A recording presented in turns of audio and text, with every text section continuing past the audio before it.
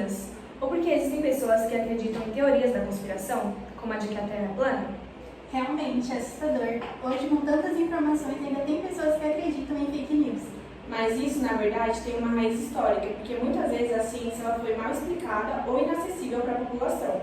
O antropólogo e sociólogo francês Bruno Latour, ele fala que o modo como a ciência é explicada para a população influencia no modo como a população vê a ciência. Então, ela não pode ver a ciência apenas como gênios no laboratório, ela tem que ver algo perto dela, né, perto da sociedade.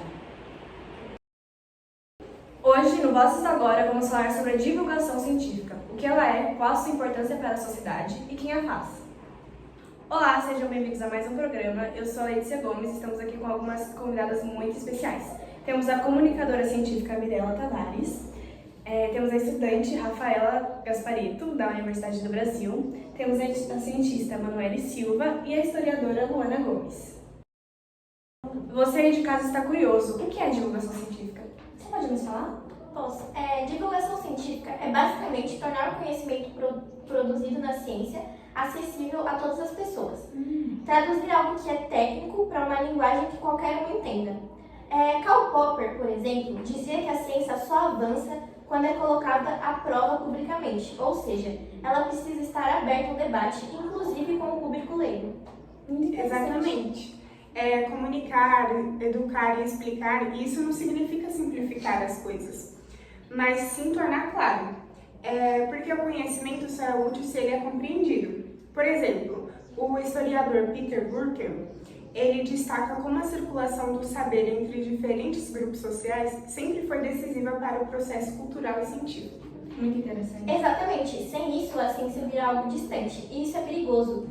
A divulgação científica, ela aproxima, ela democratiza o saber. Por exemplo, o Sérgio Mascarenhas, que era um cientista brasileiro, ele defendia que o conhecimento científico é um direito social e que sem a acessibilidade à ciência não cumpre seu papel na transformação do país. É verdade. Eu mesma, por exemplo, já entendi diversos conceitos difíceis de biologia por meio de vídeos do YouTube bem explicados, então faz toda a diferença. Total sentido. Eu acho que tem essa questão da acessibilidade. Muito interessante que vocês trouxeram aqui. Vamos lembrar de um caso do passado, a revolta da vacina, em 1904. O governo decidiu vacinar a população contra a varíola, mas não explicou o que estava fazendo e o que estava acontecendo ali, e isso causou revoltas na rua e muita violência. Nossa, tudo isso por conta da falta de informação, né? Exatamente, a ciência ela foi imposta e não explicada, e a população reagiu com medo e violência, né? E resistência também à vacina. Então, isso mostra como, historicamente, essa ponte criada, esse muro, na verdade, criado entre a ciência e a sociedade, ele causa rupturas e não une a ciência e a sociedade para um bem maior. E aí, o Bruno Latour, ele falava também sobre isso, que a ciência ela precisa construir pontes com a sociedade e não muros. Tem um exemplo agora mais recentemente, que é a pandemia da Covid-19. Ela mostrou o outro lado, o excesso de informação. Muitas delas foram falsas, né? As pessoas ficavam confusas entre o que era fato e o que era boato. Isso mesmo, lembra da cloroquina e da desconfiança com as vacinas? A divulgação científica foi essencial para combater tudo isso. Por exemplo, alguns divulgadores, como Átila Lamarino, a Natália Pasternak e instituições como a Fiocruz, ajudaram a esclarecer as dúvidas e acalmar também a população. Verdade, né? Quem se informava por eles entendia assim, um pouco melhor da situação e conseguia tomar umas decisões mais seguras. Nossa, muito interessante. Então, a divulgação científica combatendo as fake news, né? Que na época da Covid foi uma coisa que, assim, atrapalhou muito a saúde do povo, né? Das pessoas. Sim, criaram-se muitas teorias, né? Das teorias da conspiração. Então, a gente precisa divulgar a ciência porque vivemos num tempo em que a desinformação se espalha muito rápido. E a ciência é uma das vítimas. Como destacou o historiador Robert Proctor, existe um termo para a produção de dúvida deliberada, que é o termo agnotologia. Exatamente. Quando a gente entende como a ciência funciona, que ela testa, erra, corrige, a gente aprende a confiar no processo, não em verdades absolutas. O Karl Popper, por exemplo, ele defendia justamente isso. O conhecimento científico ele não é definitivo, mas um processo contínuo de tentativa e erro. E, além disso, a divulgação científica ela fortalece a democracia, porque uma sociedade que é bem informada faz escolhas melhores na saúde, na política e no meio ambiente.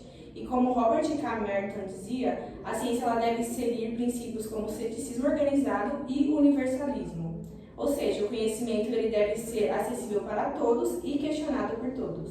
Verdade, eu sinto que quanto mais eu estudo ciência, mais eu consigo me proteger e ajudar outras pessoas com informações verdadeiras também. Divulgar a ciência é combater a ignorância. E a ignorância, infelizmente, mata.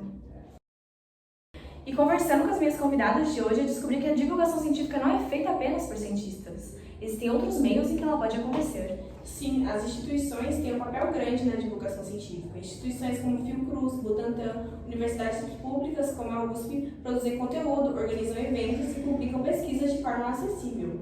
E como diria Bruno Latour, a ciência não acontece só dentro do laboratório. Ela circula, influencia e é influenciada por redes sociais, políticas e culturas.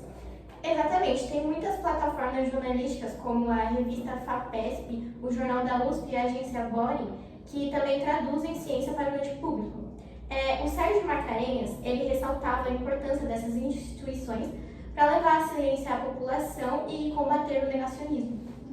E também tem as redes sociais, né, que tem muita gente incrível explicando a ciência de um jeito bem criativo, por meio de vídeos, posts e até mesmo podcasts. Sim, eu sigo alguns perfis que explicam assim muito bem, tipo alguns perfis no TikTok, Instagram, explicam ciência muito bem e dá pra entender super educativo e divertido, né? Muito interessante, eu descobri essa aqui agora.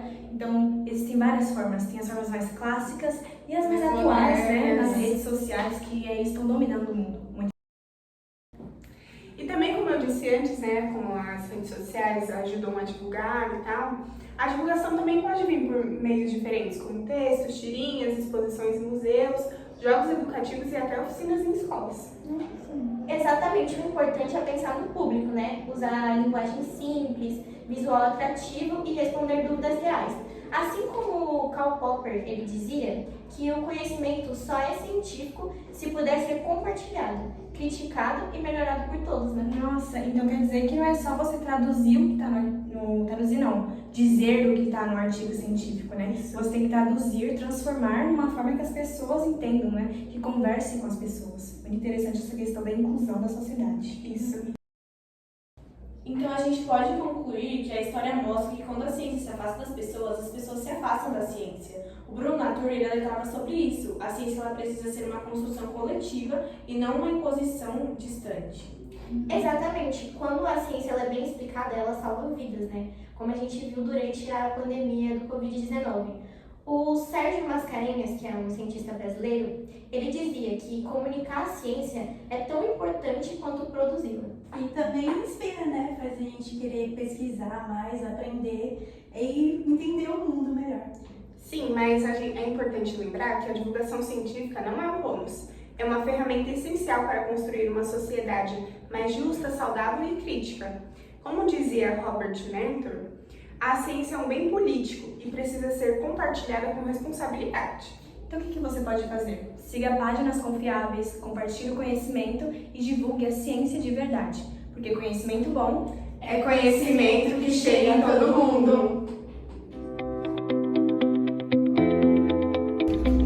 E você de casa, fique antenado para o próximo episódio de Vozes do Agora. A gente vai falar sobre as mulheres brasileiras, as cientistas brasileiras. Fique atento!